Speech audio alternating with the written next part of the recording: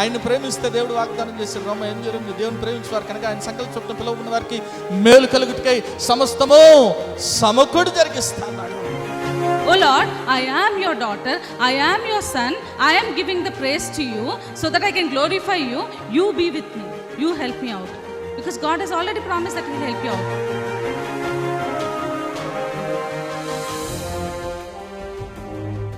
ఎన్నో మార్లు ఆయన తప్పులు చేస్తూ పాపము చేస్తూ నీకు విరోధంగా నడుస్తున్న మా కొరకు నాయన, అవిధేయులైన మా కొరకు ప్రభా నాయన తండ్రి, నీవు ఆ సెలవులో వెల చెల్లించావు కదా నాయన తండ్రి. నీవు నాయన మరణాన్ని జయించడం ద్వారా, సజీవుడవటం ద్వారా నాయన ప్రభా తండ్రి యేసయ్యా, మరి నాయన మేము ఈరోజు సజీవులుగా ఉన్నాం కదా తండ్రి.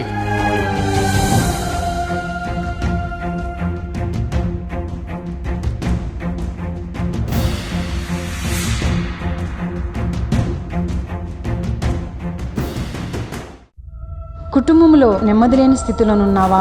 అప్పుల ఊబిలో కూరుకుపోయిన స్థితిలోనున్నావా? ఏ పని చేసినా విఫలమైపోతున్నావా? జీవితం లేని స్థితిలోనున్నావా? అనారోగ్యంతో అల్లాడిపోతున్నావా? తాగుడు, జూదం అనే రకరకాల సాతాను బంధకాల్లో కుటుంబ సభ్యులు ఉన్నారా? కుటుంబంలో రక్షణ లేని స్థితిలోనున్నారా? అయితే మీ సమస్యల నిమిత్తమై ప్రార్థన చేయటానికి మేము సిద్ధంగా ఉన్నాం. మీ ప్రార్థన అవసరత ఏదైనా సరే మాకు తెలియజేయగలరు.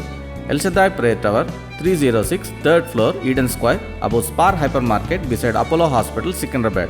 మా ఫోన్ నంబర్ 8885013886. దేవుడు మీ ప్రతి అవసరతను క్రీస్తు యేసు మహదైశ్వర్యంలో తీర్చునుగాక.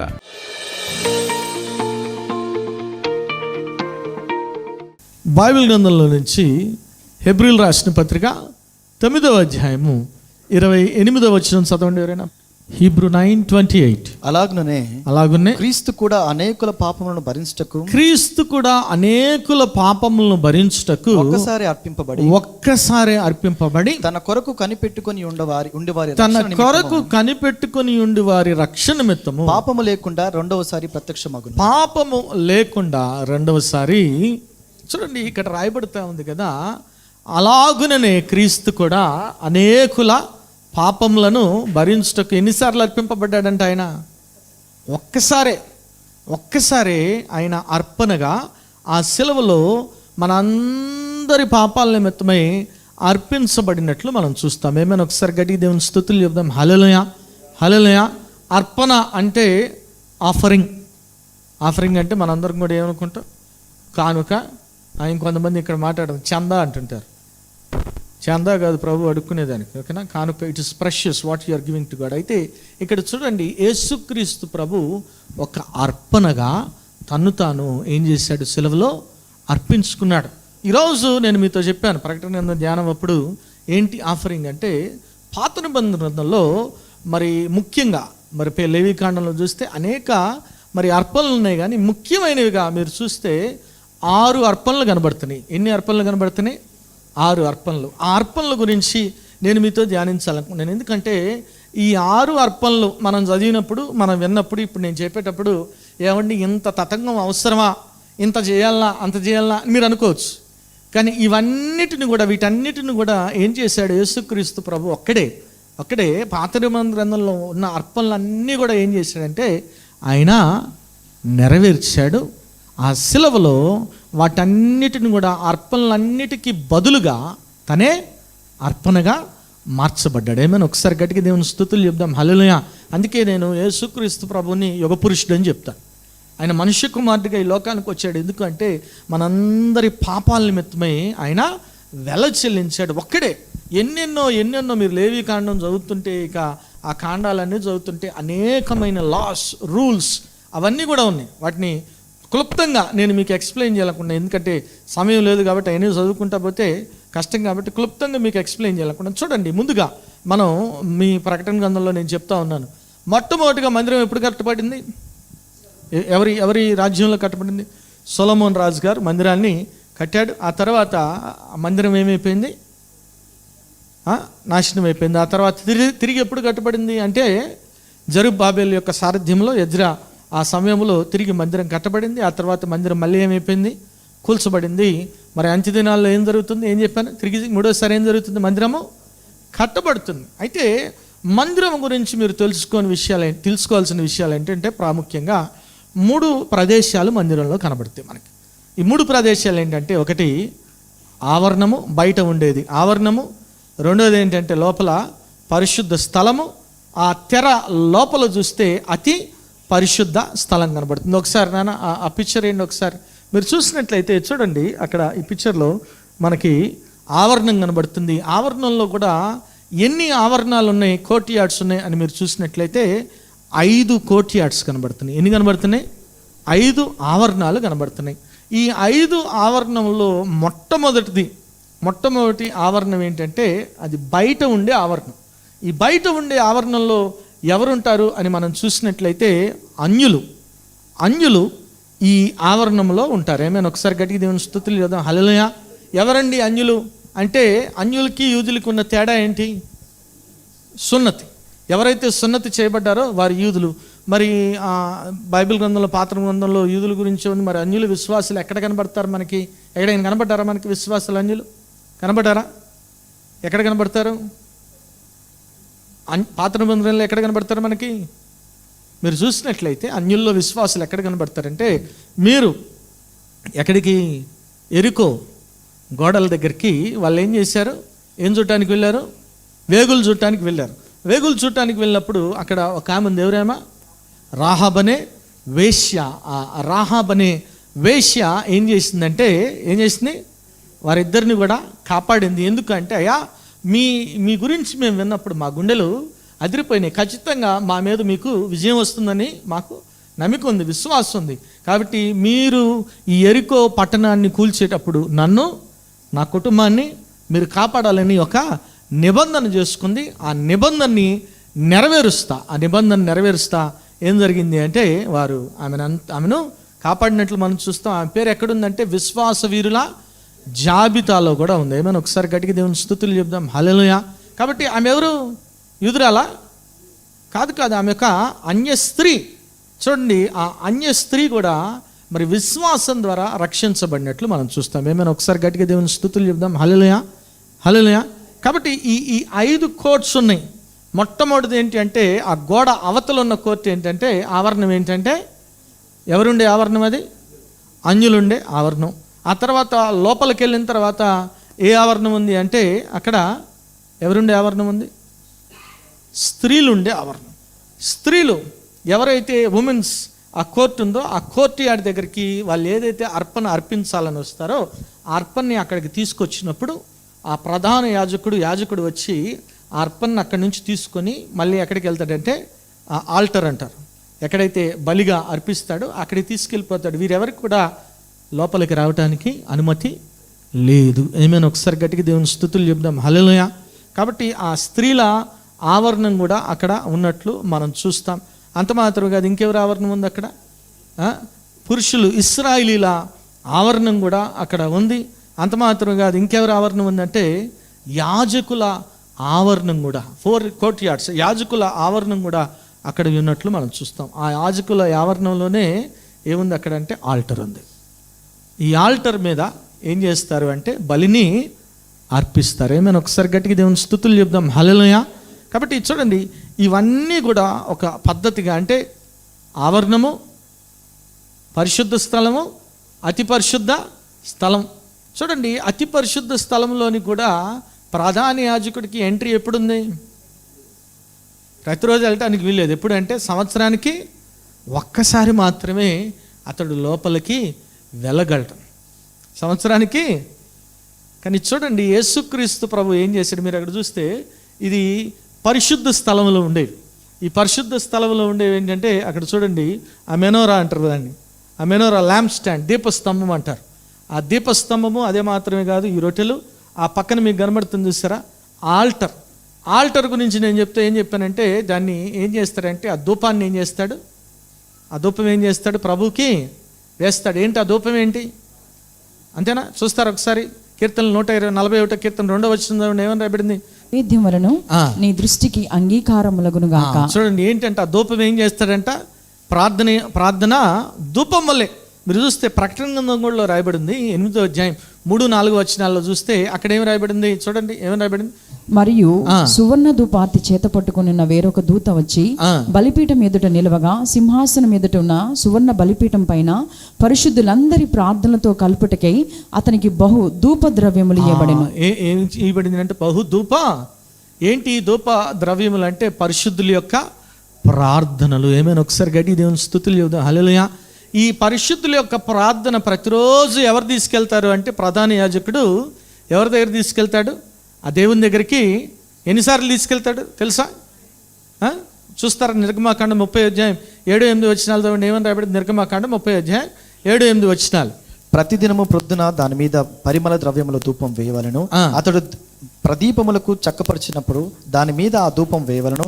మరియు సాయంకాలం మందు అహరోను ప్రదీపములను వెలిగించినప్పుడు దాని మీద ధూపం వేయవలను. చూడండి, ఎన్నిసార్లు అంటే రోజుకి 2 సార్లు కూడా ఆ ధూపం దేన్ని సూచిస్తుంది అంటే పరిశుద్ధుల యొక్క ప్రార్థనను సూచిస్తుంది. అంటే నువ్వు నేను చేసే అదేంటి అయ్యగారు, నేను రోజులో ఒకసారి కూడా చేయను, ఏడేమో 2 సార్లు ప్రార్థన చేసుకోబోతున్నాడు, అందుకే చేయాలి. ఎందుకంటే no prayer goes in vain. గుర్తుపెట్టుకోండి, ఏ ప్రార్థన కూడా వ్యర్థము కాదు. దానియేలు ఎన్నిసార్లు ప్రార్థన చేశాడు? ప్రతిరోజు 3 కిటికీలు బారులు తెరిచి ప్రార్థన చేశాడు. ఏమైనా ఒకసారి గడి దేవుని స్తుతులు చేద్దాం. హల్లెలూయా. కనీసం మనం ఒకసారి కూడా చేయట్లా. ఎందుకంటే గుర్తుపెట్టుకోండి, అడుగుడి మీకు ఖచ్చితంగా నీ ప్రార్థనకి దేవుడు జవాబు దయచేస్తాడు. నమ్మితే ఆమెను చెప్పండి ఒకసారి.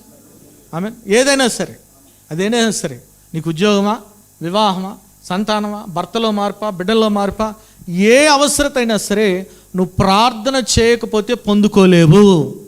నమ్మిన వారి దేవుని స్తుతులు చెప్దాం. హల్లెలూయా. కాబట్టి you should make it as an habit to pray every day. ఏ రీతిగా ప్రధాన యాజకుడు 2 సార్లు మన ప్రార్థనల్ని దుపార్థిగా దేవునికి తీసుకెళ్తున్నప్పుడు మన పైన ఏంటంటే మనము దేవునికి ప్రార్థన చేయాలి. నువ్వు ప్రార్థన చేయకపోతే నీ ప్రార్థన ఎట్టు వెళ్తుంది? దేవుని దగ్గరికి వెళ్తుందా?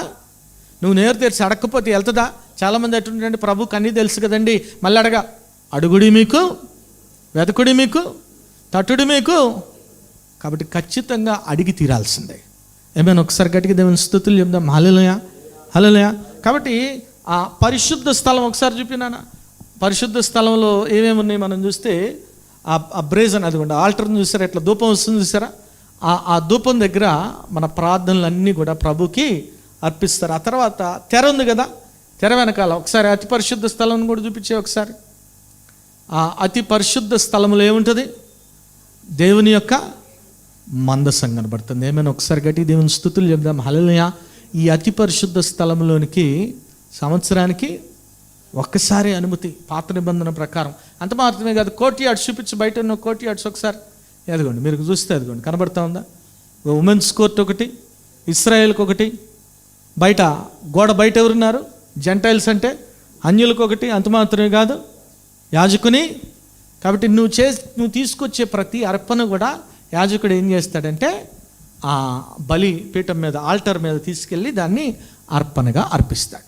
పాత నిబంధన గ్రంథంలో ఎన్ని రకాల అర్పణలు ఉన్నాయన్నారు? ముఖ్యంగా ఎన్ని రకాలు ఉన్నాయంటే 6 రకాల అర్పణలు కనబడతాయి. అవేంటో త్వరగా మనం చూసుకుందాం. ముందుగా మీరు చూసినట్లయితే లేవీకాండము 1వ అధ్యాయము మొదటి 9 వచనాలు చదవండి. త్వరగా చదవండి. లేవీకాండం 1. యెహోవా మోషేని పిలిచి ప్రత్యక్షపు గుడారంలో నుండి అతనికి ఇలాగ సెలవిచ్చును, నేను ఇశ్రాయేలుతో ఇట్లనము, మీలో ఎవరైనను యెహోవాకు బలి అర్పించినప్పుడు గోవుల మందలో నుండి కానీ, గొర్రెల మందలో నుండి కానీ, మేకల మందలో నుండి కానీ దానిని తీసుకొని రావాలను. అతడు దహన బలి రూపంగా అర్పించినది గోవుల్లోనదైనను ఎడల నిర్దోషమైన మగదాన్ని తీసుకుని రావాలను.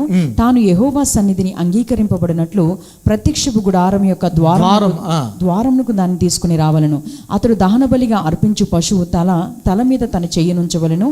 అతని నిమిత్తము ప్రాయశ్చిత్తము కలిగినట్లు అది అతని పక్షంగా అంగీకరింపబడను. మీకు అర్థమవుతుందా? ఏం చేయాలంటే దహన బలి అర్పించడానికి this is called burnt offering. ఏంటంటే దహన బలి. ఈ దహన బలి అర్పించేటప్పుడు ఏం చేయాలంటే గోవును కానీ, ఆ తర్వాత మళ్ళీ చదువుకోండి పూర్తిగా, గోవును కానీ, మేకను కానీ, లేదంటే తెల్ల గువ్వను కానీ, పావురాన్ని కానీ, పావురపు పిల్లను కానీ, ఈ 3 ఏదైనా తీసుకురావచ్చు. వీటిని తీసుకొచ్చి ఏం చేయాలంటే ఆ యాజకుని ముందర మన చేతులు, ఎవరైతే ఆ బలిని తీసుకొస్తున్నారో ఆ బలి తీసుకొస్తున్న వ్యక్తి చేతులు ఏం చేయాలా? వాటి మీద పెట్టాలి. అంటే అక్కడ ఏం జరుగుతుందంటే దాని అర్థం ఏంటంటే నీలో ఉన్న పాపాలన్నీ ఏమైపోతున్నాయి? దానికి ట్రాన్స్ఫర్ అయిపోతున్నాయి. ఏమైనా ఒకసారి గట్టిగా దేవుని స్తుతులు చేద్దాం. హల్లెలూయా. నీలో ఉన్న పాపాలన్నీ ఎప్పుడైతే ఆ గోవు మీద కానీ మేకపిల్ల మీద కానీ లేదంటే తెల్ల గువ్వ పావురం మీద ట్రాన్స్ఫర్ అవుతాయో ఆ తర్వాత ఆ యాజకుడు ఏం చేస్తాడంటే ఆ మేకను కానీ గోవును కానీ తీసుకెళ్ళి ఒకసారి ఆ ఫోటో అయినా చేతులు పెట్టిన ఫోటో ఒకసారి మీరు చూడండి. అక్కడ చూసినట్లయితే ఆ యాజకుని ముందర ఏం చేస్తున్నాడు, చేతులు పెట్టిన ఫోటో అదిగోండి. ఆ ఆల్టర్ మీద మీరు తీసుకొచ్చి అదిగోండి ఆ రీతిగా ఆ చేతులు పెట్టి ఉంచినప్పుడు మన పాపాలన్నీ కూడా ఏమైపోతాయి, దానికి ట్రాన్స్ఫర్ అవుతాయి. దానికి ట్రాన్స్ఫర్ అయినప్పుడు ఏం చేస్తాడు అంటే యాజకుడు ఇందా చూశారు ఫోటో, ఆ దహన బలి మీద పూర్తిగా నైట్ మొదలు పెడితే ఉదయం వరకు దాన్ని దహించాలి. నైట్ మొదలు పెడితే ఉదయం వరకు దాన్ని దహించాలి. ఎప్పుడైతే అది దహన బలిగా అర్పించబడుతుందో దాని నుంచి వచ్చే ఆ సుగంధ పరిమళ వాసనని ప్రభు ఆంగ్రహిస్తాడు అనమాట. ఒకసారి చదువుతారు. ఆ తర్వాత లేవికాండం 1వ అధ్యాయం 5, 6 వచనాలు 9 వరకు చదవండి. ఒకసారి 5 నుంచి చదవండి. అతడు యెహోవా సన్నిధిని ఆ కోడె దూడను వధించిన తర్వాత యాజకులైన అహరోను కుమారులు దాని రక్తము తెచ్చి ప్రత్యక్షపు గుడారం ఎదుటనున్న బలిపీఠము చుట్టూ ఆ రక్తమును ప్రోక్షింపవలెను. ఫస్ట్ కట్ చేస్తారు కదా, కట్ చేసినప్పుడు ఏం చేస్తారంటే రక్తాన్ని అంతా కూడా ఏం చేస్తారంట బలిపీఠం చుట్టూ. ఇవన్నీ మీరు చూస్తుంటే మీకు అర్థం అవ్వాల్సిన విషయం ఏంటంటే ఇవన్నీ మనం భారతదేశంలో చాలా చూస్తున్నామంటే ఇవన్నీ అక్కడ నుంచి కాపీ కొట్టారు. అర్థం చేసుకోవాలి మీరు. ఏమైనా ఒకసారి గట్టి దేవుని స్తుతులు చేయదు, హల్లెలూయా. ఇవన్నీ అక్కడ నుంచి లాక్కొచ్చారు. ఏమైనా అర్థమైందా? మీరు ఇందాక గమనిస్తే అన్యులు కూడా గోడ ఎక్కడ ఉండాలంటే గోడ ఇవన్నీ ఆడ నుంచి తీసుకొచ్చారు, అక్కడ నుంచి లాక్కొచ్చినవి. మీరు అర్థం చేసుకోవాలి. ఏమైనా మీకు అర్థమై ఉంటుంది ఇప్పుడు కల్లా. చూడండి ఆ రక్తం అంతా కూడా ఏం చేయాలంట బలిపీఠం చుట్టూ రక్తాన్ని ప్రోక్షించాలి. ఆ తర్వాత అప్పుడు అతడు దహన బలి రూపమైన ఆ పశు చర్మంను ఒలిచి దాని అవయవములను విడదీసిన తర్వాత యాజకుడైన అహరోను కుమారులు బలిపీఠం మీద అగ్ని ఉంచి ఆ అగ్ని మీద కట్టెలను చక్కగా పేర్చవలెను. అప్పుడు యాజకులైన అహరోను కుమారులు ఆ అవయవములను తలను క్రొవ్వును బలిపీఠం మీద ఉన్న అగ్ని మీద కట్టెలపైన చక్కగా పేర్చవలెను. దాని ఆంత్రములను కాళ్లను నీళ్లతో కడగవలెను. అది యెహోవాకు ఇంపైన సువాసన గల దహన బలి ఎగునట్లు యాజకుడు దాని అంతయు బలిపీఠం మీద దహింపవలెను. చూడండి, ఎప్పుడైతే ఆ బలి పశువు అక్కడ బలిగా అర్పించబడుతుందో ఆ ఆల్టర్ మీద, ఆ ఆల్టర్ బలిపీఠం మీద బలిగా అర్పించబడుతుందో దాని నుంచి వచ్చే సువాసన ఎట్లుంటుందంట దేవునికి ఇంపైన. సో ఆ ఇంపైన సువాసనతో ప్రభు ఏం చేస్తాడంటే ఎవరైతే ఆ దూడను కానీ మేకపిల్లను కానీ లేదంటే పావురపు పిల్లను కానీ తీసుకొచ్చిన వ్యక్తికి ఏం చేస్తాడు, అతని పాపము క్షమించబడుతుంది. ఏమైనా ఒకసారి గట్టి దేవుని స్తుతులు చెప్దాం, హల్లెలూయా. ఇక్కడ మీరు చూస్తే పూర్తిగా ఆ యానిమల్ ఏదైతే ఉందో తీసుకొస్తారో అదంతా కూడా దహించబడాలి. అందుకే చెప్పాను రాత్రి మొదలు పెడితే ఎప్పుడు దాకా అవుద్దంట, ఉదయం వరకు జరుగుతుంది. ఏమైనా ఒకసారి గట్టిగా దేవుని స్తుతులు చెప్దాం, హల్లెలూయా. అంటే it symbolises full surrender, complete surrender. ఈ బర్న్ట్ ఆఫరింగ్ దేనికి సూచనగా ఉందంటే పూర్తిగా తాము ఏం చేస్తున్నారంటే దేవునికి సమర్పణ చేసుకుంటున్నారు. ఏమైనా ఒకసారి గట్టిగా దేవుని స్తుతులు చెప్దాం, హల్లెలూయా. ఈ బర్న్ట్ ఆఫరింగ్ని యేసుక్రీస్తు ప్రభు ఎలా నెరవేర్చాడు మీరు చూసినట్లయితే ఎఫెసీయులకు రాసిన పత్రిక 5వ అధ్యాయం 2వ వచనం చదవండి. ఏమని రాయబడింది? ఎఫెసీయులకు రాసిన పత్రిక 5వ అధ్యాయం 2వ వచనం. క్రీస్తు మిమ్మల్ని ప్రేమించి పరిమళ వాసనగా ఉండుటకు మన కొరకు తన్ను తాను దేవునికి అర్పణముగాను బలిగాను అప్పగించుకునేను. అలాగునే మీరును ప్రేమ కలిగిన చూడండి ఏంటంటే క్రీస్తు మిమ్మల్ని ప్రేమించి ఏం చేశాడంట, పరిమళ వాసంగా ఉండుటకు మన కొరకు తన్ను తాను అర్పణగా బలిగా. అంటే యేసుక్రీస్తు ప్రభు తన్ను తాను ఏం చేశాడంటే కంప్లీట్గా సరెండర్ చేసుకున్నాడు. ఒక సాక్రిఫైస్గా, ఒక ఆఫరింగ్గా అర్పించబడ్డాడు. చాలాసార్లు మనము ప్రభు యొక్క శిలువ మరణాన్ని తక్కువ చేసి చూస్తూ ఉంటాం. చాలాసార్లు మనం ప్రభు యొక్క రక్తాన్ని లెక్క చేయని స్థితిలో ఉంటాం. నేను ఎప్పుడు చేశాను బ్రదర్ అనుకుంటా. మీరు పాపం చేయటం అంటే, దేవునికి విరోధంగా పాపం చేయటం అంటే ప్రభు యొక్క రక్తాన్ని, ప్రభు యొక్క శిలువ మరణాన్ని అవమానించడమే. గుర్తుపెట్టుకోలేమేనా? ఒకసారి గట్టిగా దేవుని స్తుతులు చెప్దాం, హల్లెలూయా, హల్లెలూయా, హల్లెలూయా.